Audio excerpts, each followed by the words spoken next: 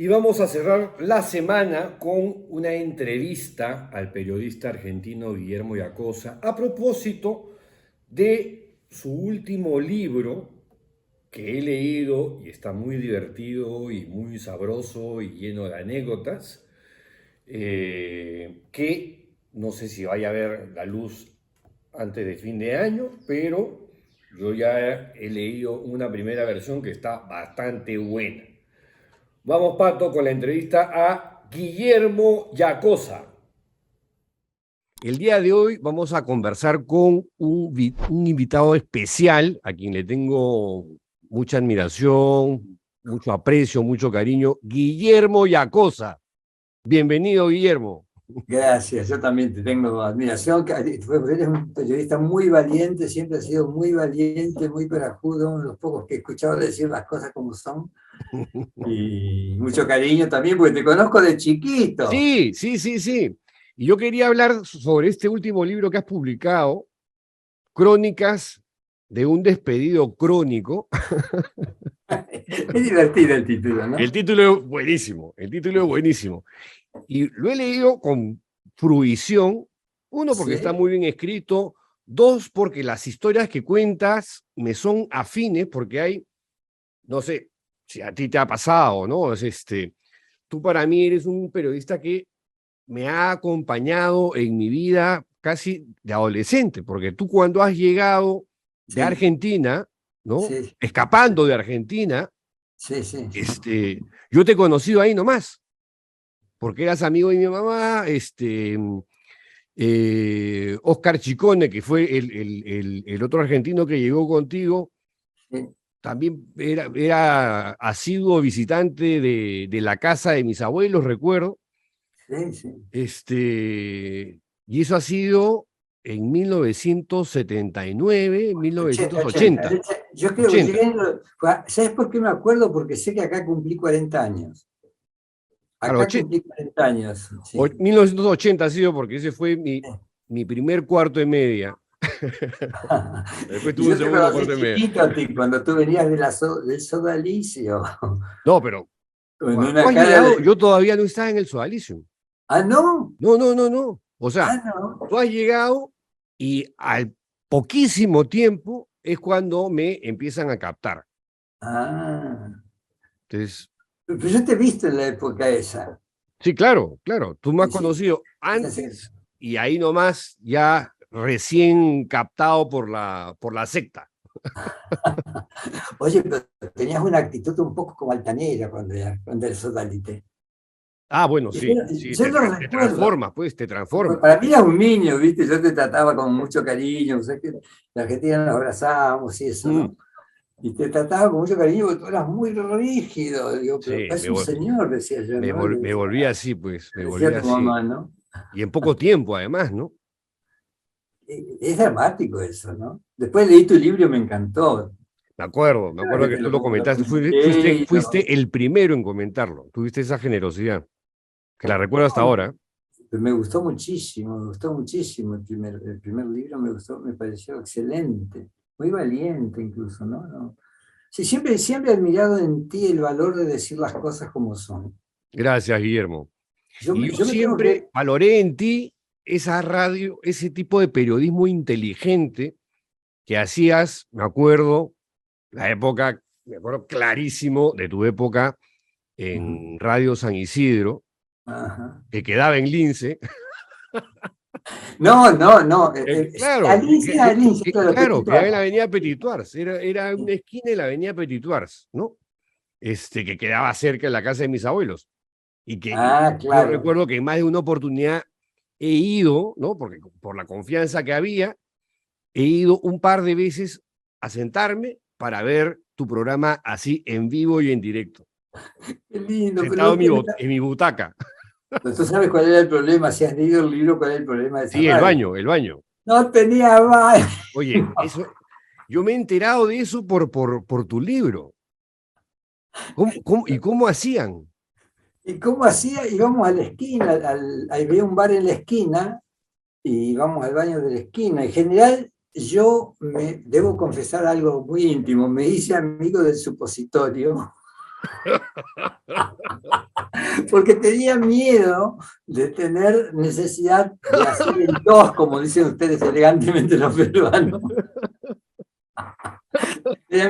Entonces, antes de salir, me colocaba un supositorio, evacuaba, ¿En serio? y recién, yo lo juro, eso es cierto, es totalmente cierto. Y ahí cuento la anécdota tremenda cuando un día que me agarró una colitis, ¿no? Y Sí, no me sí, querían sí, prestar, sí, sí, pero no sí. estaba el dueño. Y la señora que tenía a su cargo, que era una buena persona, me decía, no, antes tenía a su cargo el baño y todo. Y le dije, señora, necesito el baño, no puedo, tengo que consultar con don Ricardo. Y le dije, señora, me estoy cagando, pero textualmente, pero no puedo decirlo de otra manera, no se dice de otra manera, porque uno puede decir, tengo ganas de defecar, te quiero decir hacer el do, pero cuando uno tiene la urgencia, te estás cagando, no está. No, esa parte del libro, de verdad que es literalmente un cague de risa. Bueno, me alegro que me acompañes. Pero qué divertido, eso fue. Ahora, yo lo he contado muchas veces, y ahí nos pasó algo también muy bonito, que salimos un día, ya estábamos en televisión, y cuando cruzamos la calle con Carlos Bejarano para irnos a casa, se para un auto que acaba de pasar y sale un negro enorme y me empieza a gritar, muy bien, así se hace televisión, pues yo estaba haciendo televisión, así, sí, y yo no lo conocía, nunca lo había visto en mi vida, dije, gracias, gracias, pero Carlos estaba con la cara como si hubiese visto al arcángel Gabriel, o no sé, o a Buda, no sé, porque, digo, pero ¿quién es? Augusto Ferrando, me dijo. Eso es cierto, es increíble. Me hice muy amigo después de Augusto, tuve una relación fantástica con él. ¿Lo llegaste a entrevistar, no? Lo entrevisté, contó cosas maravillosas, hicimos un programa maravilloso con él, Pero eso fue en la radio. en radio, Oye, en claro. radio. Nos hizo orinar de risa, porque no paraba de contar, porque contaba de la gringa inga, pero contaba cosas más íntimas, ¿no?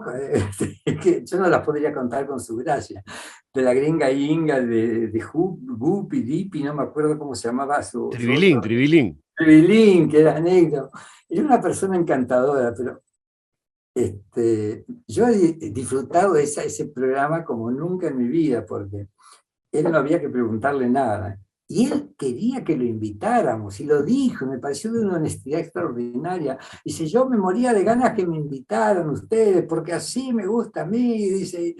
Y después nos encontramos algunas veces en el sauna, fuimos al sauna un par de veces juntos, y después fuimos a almorzar ahí enfrente, por Miraflores, pero era un lindo tipo, ¿sabes que era un lindo tipo? Conversar con él era un placer.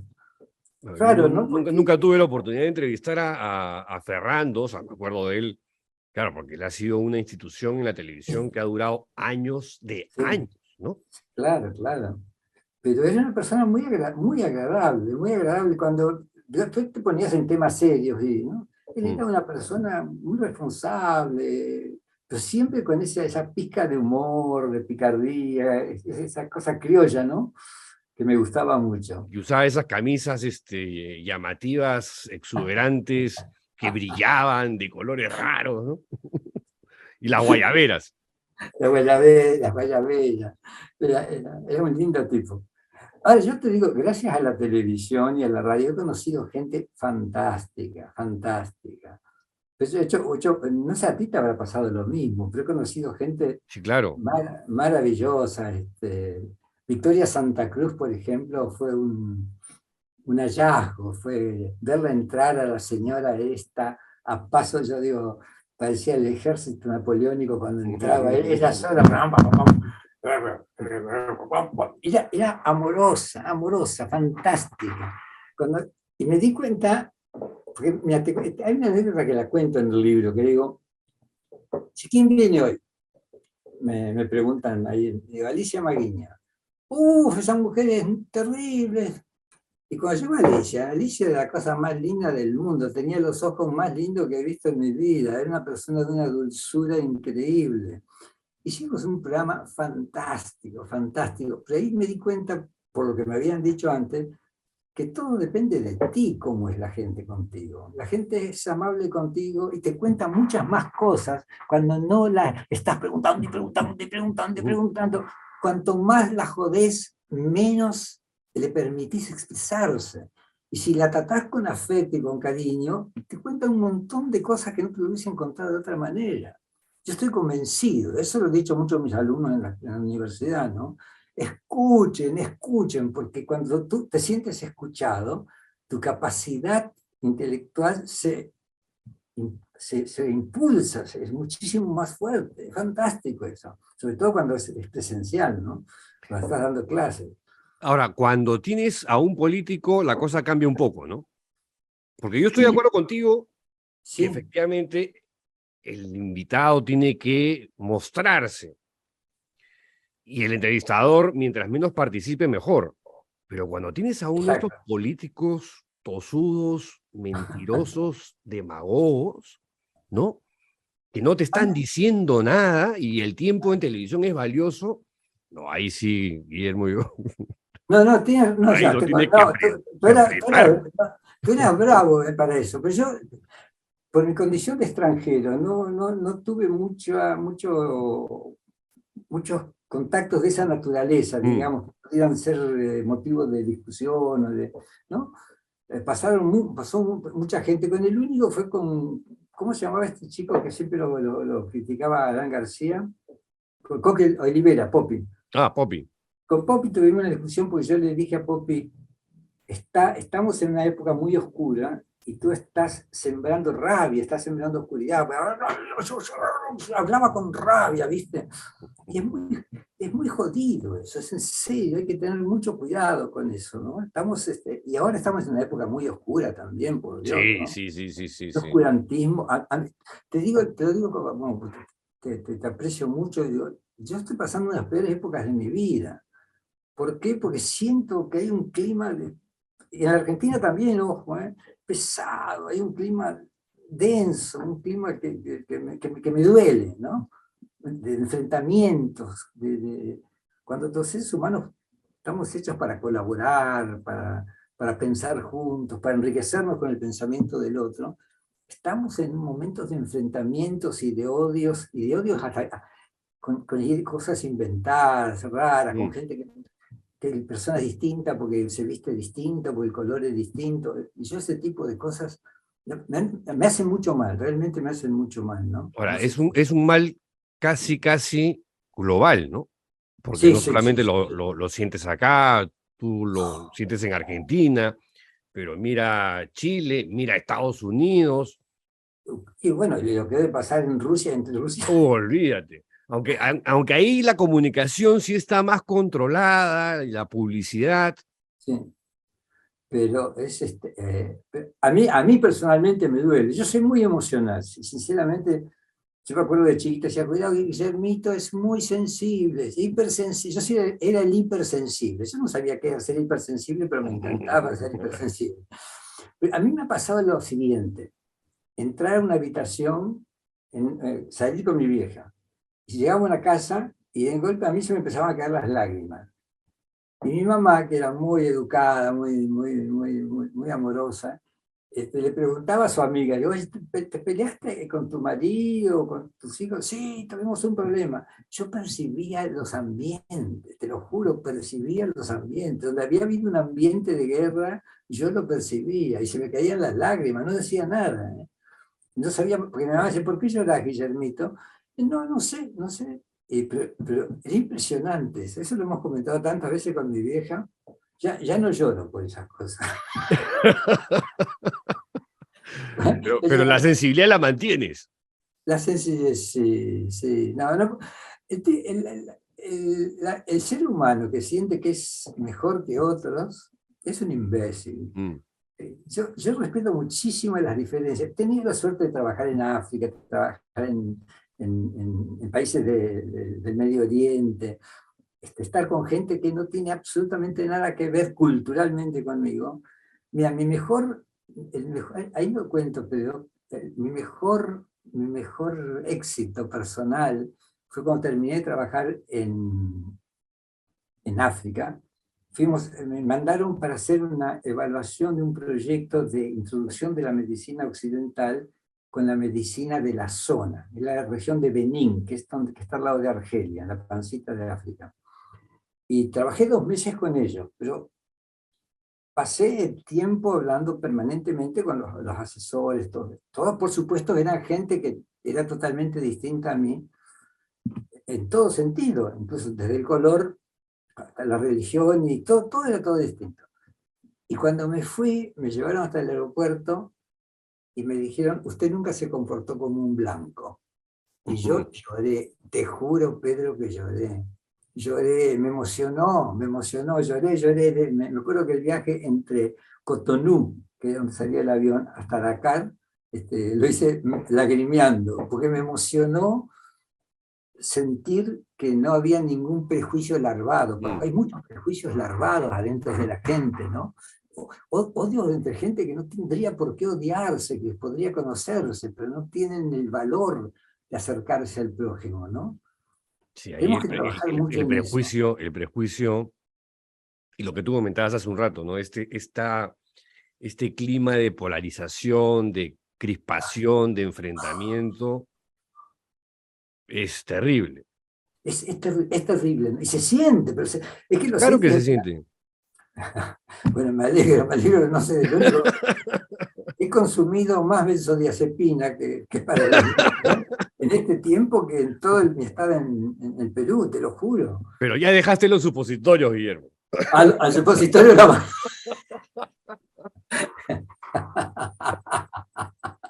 No, tampoco los menosprecio. Pero... Oye, pero volviendo a esa época de la radio, Sí. y yo me acuerdo que marcaste la diferencia en el periodismo radial, que en el Perú era soso, ¿no? Era unánime, te hacía bostezar. Era, sí. Tú rompiste esquemas y hacías una cosa agradable, súper didáctica. Tus entrevistas y tus entrevistados eran geniales. ¿Qué recuerdos tienes tú? ¿Y qué sentimientos tienes tú de esa época? Estoy hablando de Radio San Isidro, ¿eh? Que quedaba en Lince. Sí, no. Yo escuchaba otras radios y me parecía espantoso el trato que se le daba a los invitados, pero no porque se diera un maltrato, sino porque se hablaba en un lenguaje absolutamente incomprensible para una estructura de comunicación de masa. Tú no puedes hablar mencionando, sí, bueno, pero Kant estuvo de acuerdo con Heidegger. No, tienes que explicar quién es Kant, tienes que explicar quién es Heidegger, tienes que explicar. Entonces, sentía que les importaba un pito los oyentes, sino que le importaba lucirse mencionando nombres de personajes así maravillosos, extraordinarios, que yo admiro, evidentemente, pero si tú lo explicas, es perfecto. Mira, Heidegger pensaba esto, Schopenhauer pensaba así, lo puedes explicar, pero tienes que explicarlo y todo el mundo lo entiende. A mí me ha parado gente en la calle para decirme, por ejemplo, señor Yacosa, gracias, ahora sé quién es Yasser Arafat, por ejemplo. Pero no. Pero esto es cierto. Y lo que me movía era la pedagogía. Lo que yo quería es que la gente entendiera, porque yo creo que todos tenemos 100.000 millones de neuronas, todos, hasta Pedro Salinas. Y un poquito menos. También están en déficit. Al contrario, los tienen muy bien entrenados. No, eran 100.000 millones. Si usáramos una pedagogía adecuada, esos 100.000 millones se movilizarían adecuadamente para que tú pudieras dar respuestas propias, para que pensaras por tu cuenta, para que crecieras como ser humano. Y eso es lo que yo he tratado de poner, en lo que he tratado de poner el acento toda mi vida. Sin ningún tipo de pedantería, nunca me he querido lucir, no salgo a pelearme con los invitados. Con el único que no estuve de acuerdo fue con Popio Olivera, que no le gustó nada que yo le dijera que él estaba sembrando más oscuridad, una cosa así. Bueno, esa fue la única discusión. Y con un médico que había sido ministro de Salud y que dijo la peste rosa. Pero no diga la peste rosa, doctor, le digo. Van a creer que es una enfermedad que solamente está destinada a los homosexuales cuando es una enfermedad que tiene todo el mundo y las mujeres tienen hay muchísimas mujeres con la peste rosa. Entonces, hable del SIDA si quiere, pero no diga la peste rosa. Esas dos cosas recuerdo nomás.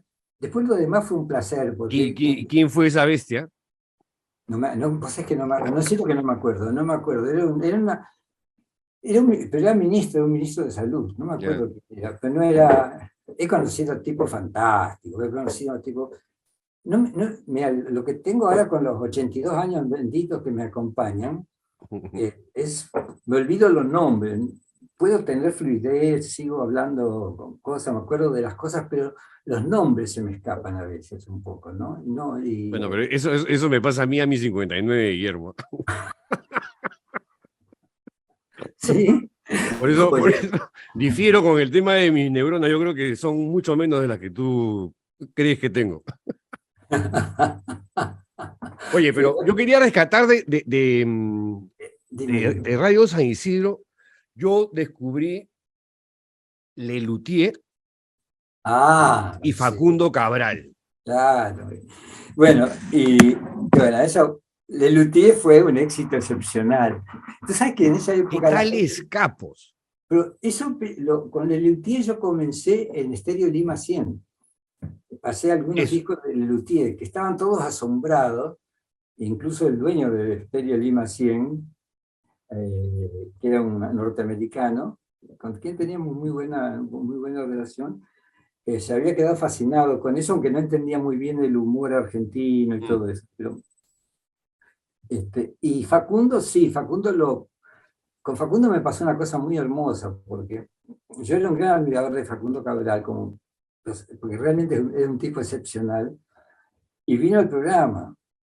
¿Tú puedes creer que estuvimos una semana entera reuniéndonos en su hotel a las 7:30 de la mañana para desayunar juntos y pasamos horas y horas conversando? Y ahí quiero contar una cosa que sí que me parece que hay que subrayar siempre. Yo lo había entrevistado a Atahualpa Yupanqui. Atahualpa Yupanqui es el padre del folclore latinoamericano, es uno de los grandes de la música latinoamericana, ¿no? Y en español. Es un tipo maravilloso. Y Atahualpa, en un momento dado, me dice... Entonces yo, Guillermo, fui a la casa de Hermann Hesse, y cuando dijo Hermann Hesse, que es el tipo que me cambió la vida, es el hombre que me marcó la ruta que debía seguir, porque era un escritor maravilloso, porque era un filósofo profundo, porque amaba la vida, porque respetaba al prójimo. Cuando me dijo eso, digo, me va a matar, Atahualpa, lo admiro a usted, lo tengo a Germán. Algo así como, no joda, ¿no? Ya es demasiado para un chico como yo, ¿no? Y bueno, y Atahualpa contó todo eso, y cuando vino Facundo, en la primera conversación nuestra, yo le conté esto.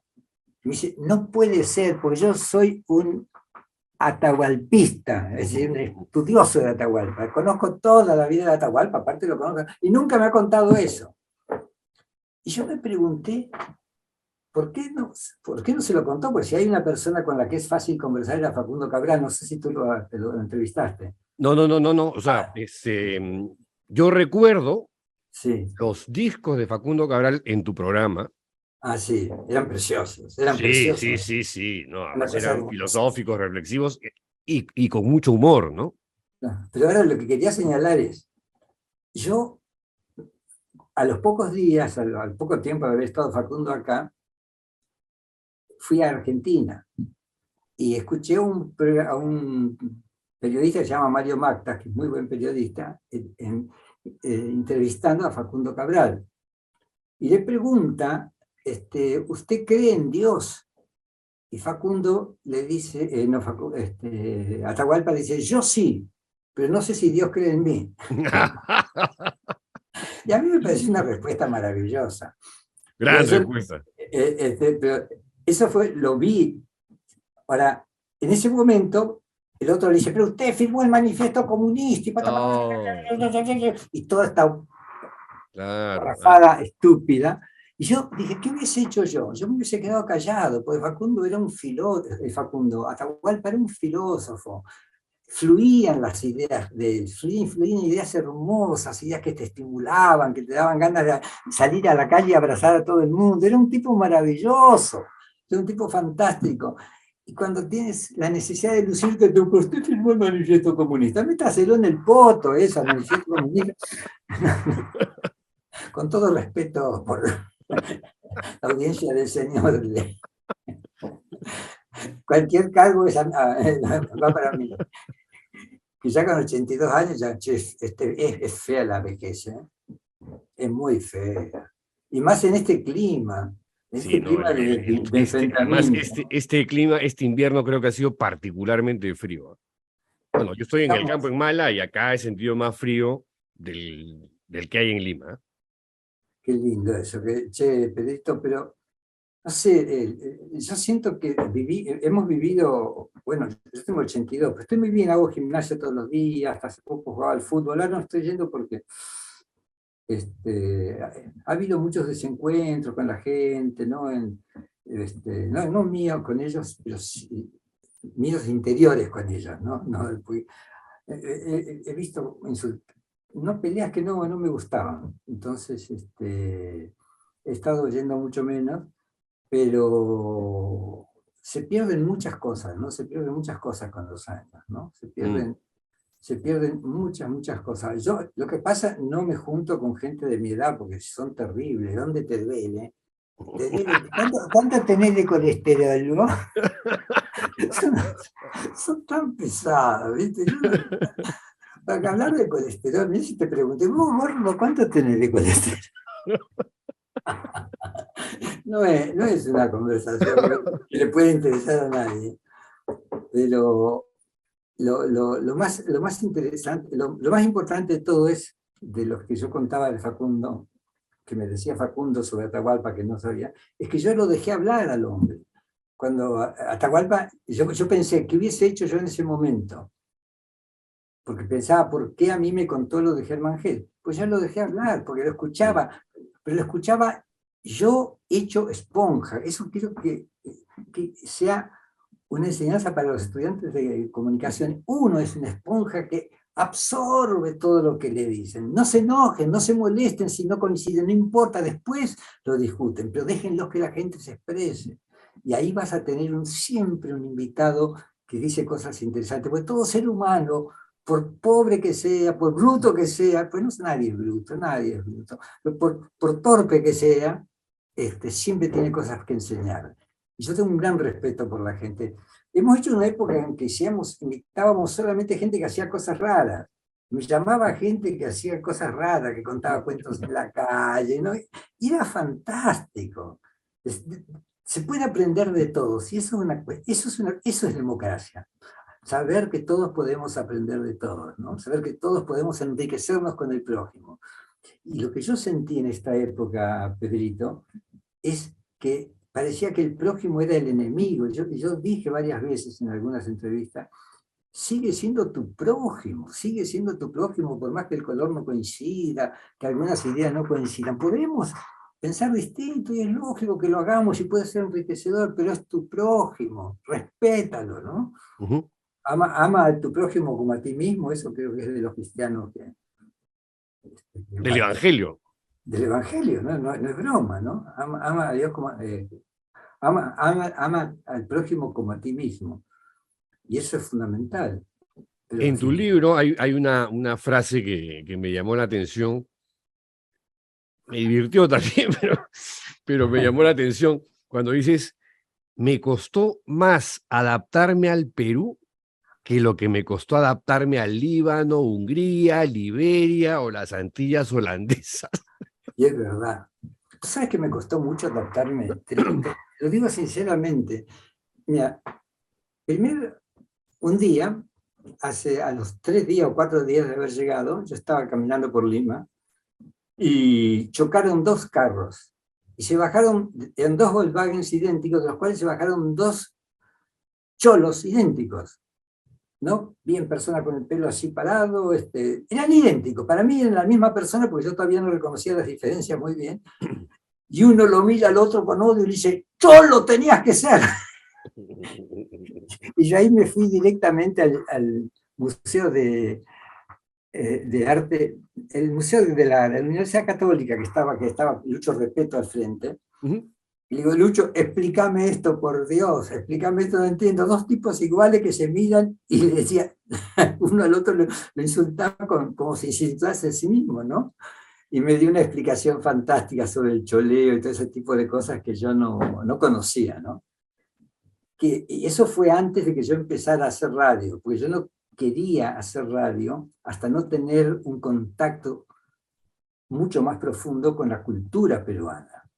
Pues si tú no tienes un contacto con la cultura, siempre vas a estar un poco, no sé, pero quería tener ese contacto. Y después, con las enseñanzas de Lucho Repetto, que fue una de las personas que me instó a quedarse acá, él me decía, Guille, si te quedas acá, yo te consigo un departamento fantástico, una casa en Barranco. Nunca me la consiguió, pero no importa, pero me lo dijo.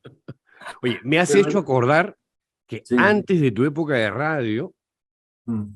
creo que fue en el auditorio del Colegio Raimondi, cuando quedaba ahí en la avenida Arequipa, tú Sí. hiciste algo de teatro. ¿Yo? Sí, Claro, una cosa era como con Carlos expresiva. Tolentino.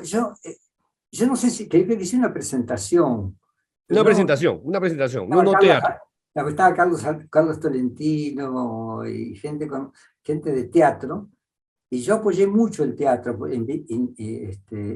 invité mucho a la gente de teatro, fui a ver todas las obras que había en esa época, soy muy amigo de Isola, de toda la gente que tuve una muy buena relación con ellos, y uno de mis amigos estaba estudiando en el TUC, entonces a veces venían a mi casa a ensayar, y todo eso me creó contactos muy simpáticos, muy agradables con la gente, ¿no? Pero fui conociendo la cultura del Perú. Es muy difícil introducirse en otro país, en la cultura de otro país, ¿no? Y sobre todo es muy peligroso emitir juicios. Nadie puede criticar una cultura si no es desde los valores de la propia cultura. Yo no puedo, por mi cultura, criticar la cultura de otro país, ¿no es cierto? No, es imposible, es ridículo, es absurdo. Hay una, Pero hay eso, una, hay una frase que tú destacas, que claro, verte reflejado en tu texto, ¿no? Ahí dices, oye, efectivamente, esto es muy peruano, ¿no? El de todas maneras, no me ¿no? hablé, no me hablé. Ay, los mataré. Pero es que al principio Oye, es que eso es así, es ¿ah? así, pero nadie Es me lo así. explicaba. Yo le hubiese necesitado un peruanólogo que me diera una clase antes, porque claro, iba y tenía ideas originales, porque yo había trabajado años en la televisión argentina, en Rosario, y años en la radio en Rosario. Tenía 5 o 6 años de trabajo en radio y televisión. He sido un gran lector y sobre todo he sido un viajero permanente por haber trabajado con la UNESCO. Entonces tenía un montón de ideas lindas, había escuchado radio en distintos países, y proponía cosas originales. Y la gente me miraba serio, así se miraban entre ellos, ya muy bien, qué interesante. Sí, de todas maneras, siempre me decían que de todas maneras, entonces yo salía contentísimo, diciendo qué lindo programa vamos a hacer, y después se borraban como si no hubiesen existido nunca. Pero eso me pasó tanta, es verdad, a ti te toca, ¿no? Lo Pero siento, es es que así. el peruano no es directo, no es frontal, no te dice sí, no me gusta, ¿no? No. Te sale así, te esquiva como un torero. ¡Ole! No, Es más, porque como los que no cuernos quiere de... quedar mal, ¿no? Como que no no, quiere quedar mal. Entonces, sí, de todas maneras. pero Esa frase es cierto, yo no es sabía muy buena. que no, ahí lo digo en el libro, ¿no? El no es casi un insulto, es casi como una grosería para con la persona que está hablando contigo, ¿no? Decirle no. Yo, claro, en mis últimos años había vivido en Francia, y los franceses son cartesianos a muerte, y sí, es no, si tienes dudas, las dudas están reflejadas ahí. Nunca hay son muy amables, no te lo van a decir con grosería, pero te lo dicen, no, esto no funciona, tac, tac, tac. Entonces yo venía un poco muy influenciado por la cultura francesa, a la cual admiro realmente, ¿no? A la cual admiro. Y había leído mucha literatura francesa además. Y esto me chocó, no es que me chocó, me desubicó, me descolocó, no sabía cuándo era verdad y cuándo era mentira. Qué raro que es eso, ¿no? Yo lo pensaba y decía, ¿por qué? Pero si me dijo de todas maneras, y nadie me explicaba, pero nadie se atrevió a desilusionarme. No, pero he sido muy feliz en el Perú también, más allá de todas esas cosas, ¿no? Porque también uno aprende, eso creo que es otra cosa importante, Pedrito, uno aprende también, ¿no? Sí, Con claro. esas cosas uno aprende, ¿no? Es una cultura diferente, para ellos decir que no es un poco hiriente, entonces a lo mejor te dicen de todas maneras, como, sí, a lo mejor lo hacemos, se puede hacer, ¿no? Pero quien viene de otra cultura y lo recibe así con esas palabras tan contundentes, de todas maneras, pues yo quería que el libro se iba a llamar De todas maneras. Al principio el primer título que era De todas maneras, ¿no? Pero no fue así, después me... No, igual desarrollas el concepto de todas maneras, que me parece súper bien, pero el título que le has puesto, Crónicas de un despedido crónico, me parece genial. Es divertido. Oye, el libro va a estar acompañado por diseños, dibujos de Pepe San Martín. ¡Ah! Ah, ¡Qué ah, bacán! está fantástico. Mira, no sé si lo tengo, no lo tengo acá, no sé dónde tengo la tapa. ¿Cuándo lo Ya, lanzas, ah? Porque claro, yo tengo, no sé, una versión en Word, ¿no? sí, por ahora tengo la versión PDF. Lo que pasa es que hice un contacto con Planeta, pues yo fui el primero en publicar en Planeta acá. Sí, Y me hicieron el libro y después resulta que lo hicieron en PDF nomás. Digo, pero para hacerlo en PDF lo hago yo y lo vendo yo claro. y me resulta muchísimo más, económicamente mucho más interesante. Y entonces tengo buenas relaciones con ellos, son muy buena gente, entonces rescindimos el contrato. Entonces ahora no sé con quién lo voy a hacer, me han ofrecido algunas cosas ya para difundirlo.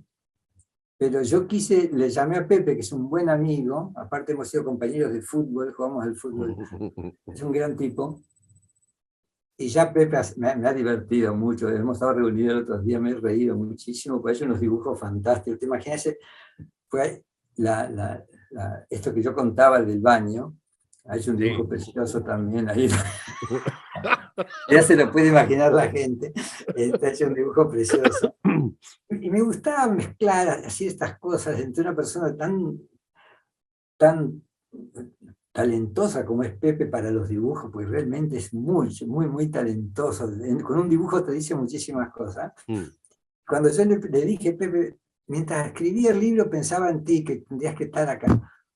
Y estuvo encantado, es un gran tipo. Estoy contentísimo de que lo hayamos hecho juntos, ¿no? No, porque creo que va a funcionar bien. Y ahora Sí, cuando no, está... como te digo, Sí, yo he disfrutado, mira, de pe a pa el libro, desde que arranca, con el de sí, todas maneras, me hasta, alegra hasta el mucho. final. Me alegra muchísimo, me alegra muchísimo. Ahora, Necesitaba ¿ah? escuchar eso. Tu salto a la televisión, ¿Cómo, que también fue cómo? un hito importante, cuando saltas a la televisión y haces Informalísimo en Canal 7. Claro, ahí eso fue una cosa, me llaman de Canal 7 para que yo presente la nueva programación. Y yo me quedé sorprendido porque no tenía nada que ver con Canal 7, era extranjero y lo dije. Y una voz ahí en la reunión de directorio, estaban, no me acuerdo los nombres de las personas. ¿El Chema Salcedo ya estaba ahí, no? No, el Chema viene Viene inmediatamente después. después. Ya. Inmediatamente fue. Ah, no, trabajar con el Chema es una gloria, es glorioso. No, es glorioso. El Chema era fantástico. Sí. Entonces me dice, por qué no hace un programa aquí?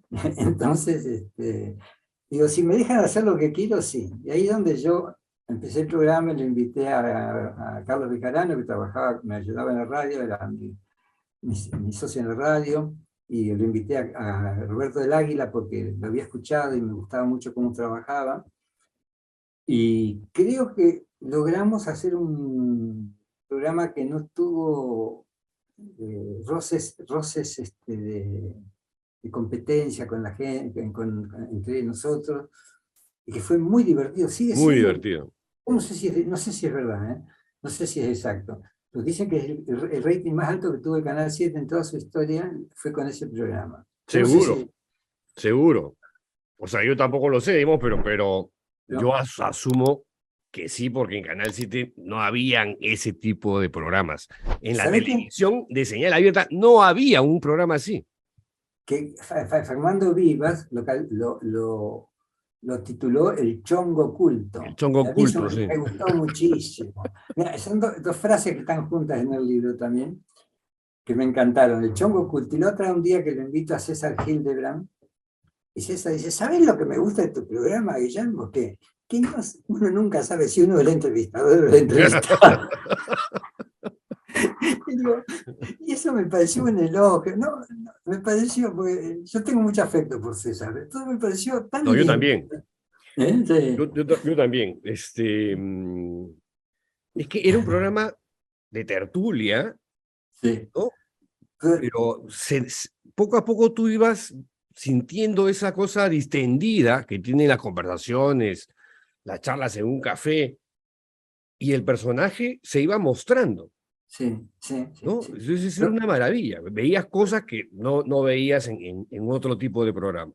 Hay una anécdota ahí que no sé si la cuento en el libro, que hicimos dos cosas al mismo tiempo. Mientras hacíamos una entrevista, un un maquillador maquillaba a uno de los tres de nosotros. ¿Ya? Entonces estaba maquillando de payaso a Roberto del Águila. Y Carlos y yo estábamos entrevistando. Entonces en un momento dado, Roberto del Águila dice, ¿puedo hacer una pregunta? Y dice una pregunta muy bien, como todo lo que hace Roberto, es un gran tipo. Dice una pregunta muy buena. Y el tipo dice, qué piña que soy. La única vez que me hace una pregunta importante me la hace un payaso.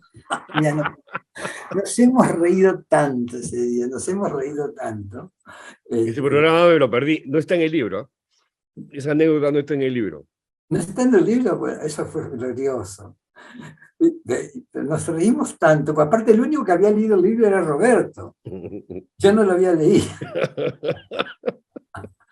pero fue muy simpático. Fueron momentos muy lindos en general, con el doctor, ¿cómo se llamaba el médico este que era especialista en medicina del incanato, que conocía El que chachaba coca.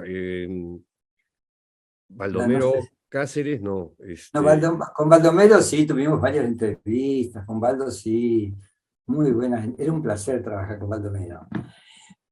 Y a quien no entrevisté, pero sí conocí mucho, fue a un señor que yo creo que vos lo has escuchado nombrar alguna vez, se llama Vladimiro Montesino. Y Vladi, el secretario, la pareja de él era una señorita que trabajaba con nosotros en la UNESCO. ¿Ya?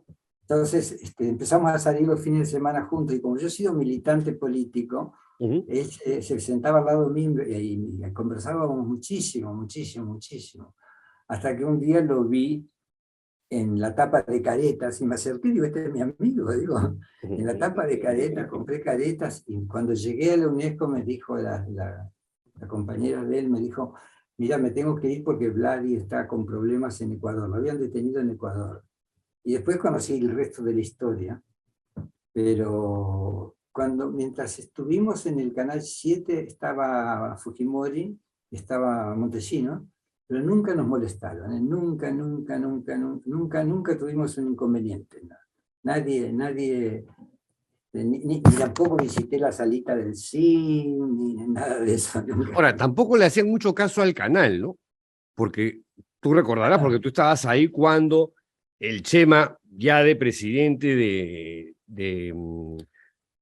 ¿cómo se llama? De Radio Televisión Peruana, no me acuerdo las siglas, hizo una huelga, porque Sí, no, pero estaba. El Estado no les daba los recursos que necesitaban. Pero hicimos toda la huelga, salimos a la calle y nos sentamos Claro. todos en la No, escalera. salieron del aire, se Sí. quedaron sin programación todo el día. Estuvimos en la calle sentados nosotros, y hablando con la gente y todo. No, con Chima era imposible no trabajar bien. Estaba un equipo hermoso, estaba Pepe Watanabe también, un gran tipo, un gran poeta. Con el Chema, con la chica que hacía toda la parte de la selección, que fue la que dijo, ¿por qué nace un programa acá? Y teníamos una relación muy, muy linda, muy. Yo fue mi segundo hogar prácticamente el Canal 7 durante mucho tiempo. Y cuando pasó lo de Coqui Olivera, que denunció a Vladimiro, nosotros lo dijimos. El primero en decirlo fue Roberto, me acuerdo, y nos echaron inmediatamente. Pero después se hizo un estudio, pidió Canal 7, la persona que lo reemplazó al director de ese momento, no me acuerdo quién era un político conocido, fujimorista, hicieron un estudio sobre quién era la cara más conocida del canal. Claro, obvio, pero obvio. Y yo ni me imaginé una cosa así. Entonces dijeron, bueno, usted se queda, si quiere, y yo, Roberto me dijo, no tengo problemas, y lo puse a Carlos como productor. Y ahí pudimos seguir haciendo un programa diferente, pero que duró un año y medio más, hasta que no sé qué desaveniencia hubo, no entre nosotros, porque nosotros nunca tuvimos problemas internos. Ahora, de Pero, todas las cosas que has hecho, Guillermo, en radio, en televisión, en prensa escrita, ¿con cuáles 2 o 3 mira, te quedas? la que más me gustó para mí, que me parecía un placer y me hacía agradecerle a la vida poder hacerlo, te lo digo la verdad, fue hacer informativamente informal en la radio. En Radio San Isidro, San Isidro. y después en Radio San Borja. Me producía un placer enorme. Me levantaba a las 5 de la mañana, escuchaba la BBC de Londres, escuchaba Radio Francia Internacional, hacía un resumen de las noticias, leía lo que me faltaba saber sobre las cosas, y después podía explicarlos, pero explicarlos con un tono accesible a todo el mundo. Entonces, hacía 40 minutos de información internacional. Después poníamos humor de Luis Landricina. Ah, sí, verdad. Y después seguíamos con Reinaldo Aragón en la época y con Carlos Bejarano de más adelante. Seguíamos conversando sobre los titulares de los diarios y hablamos con mucha libertad. Y la última media hora era entrevista. Pero eso fue lo que yo más gocé, porque me encanta enseñar, pero tengo conciencia de mis limitaciones, ¿no? Entonces, cuando lo que voy a enseñar lo conozco bien, me encanta hacerlo, me gusta muchísimo, y todas las mañanas yo estaba obligado, me levantaba a las 5 de la mañana a escuchar la Radio Francia Internacional, la BBC de Londres, hacer un resumen, explicarlo,